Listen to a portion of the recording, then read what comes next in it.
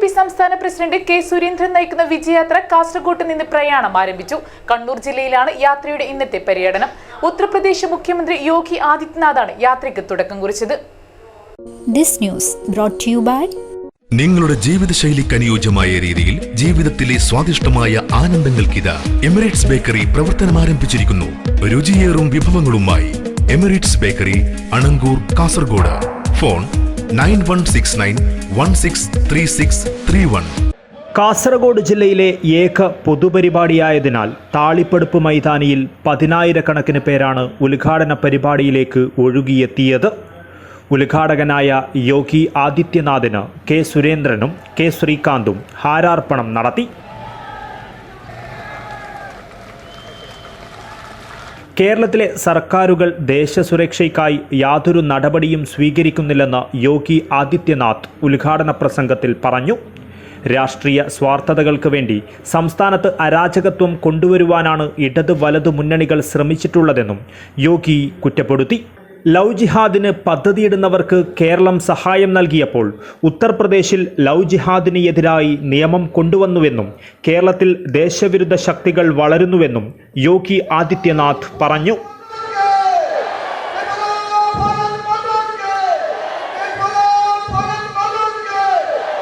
इन लोगों ने केरल के अंदर भ्रष्टाचार फैलाने के सिवाय कुछ भी नहीं किया.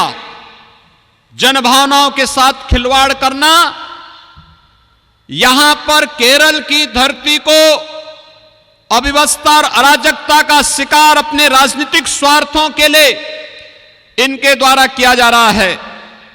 आप सब जानते हैं, इसी केरल की धरती पर 2009 में केरल के माननीय उच्च न्यायालय ने लव जिहाद की समस्या की ओर यहां की सरकार का ध्यान आकर्षित किया था.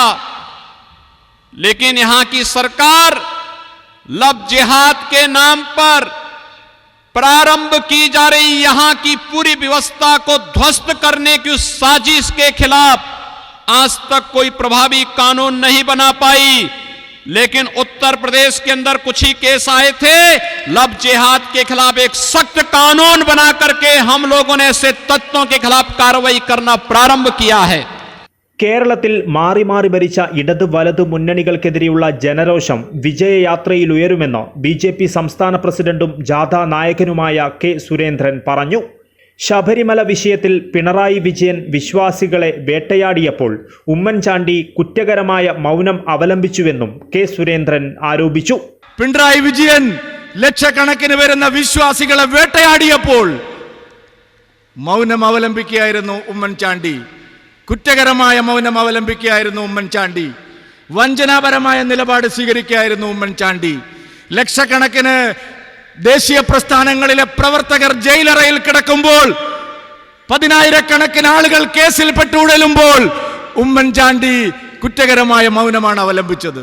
കേന്ദ്ര സർക്കാരിന്റെ ട്രോളർ വാങ്ങാതെ അമേരിക്കൻ കമ്പനിയുടെ ട്രോളർ വാങ്ങുവാൻ കരാർ ഒപ്പിട്ട മുഖ്യമന്ത്രി പിണറായി വിജയൻ മത്സ്യത്തൊഴിലാളികളെ വഞ്ചിച്ചിരിക്കുകയാണെന്ന് കേന്ദ്രമന്ത്രി വി മുരളീധരൻ പറഞ്ഞു.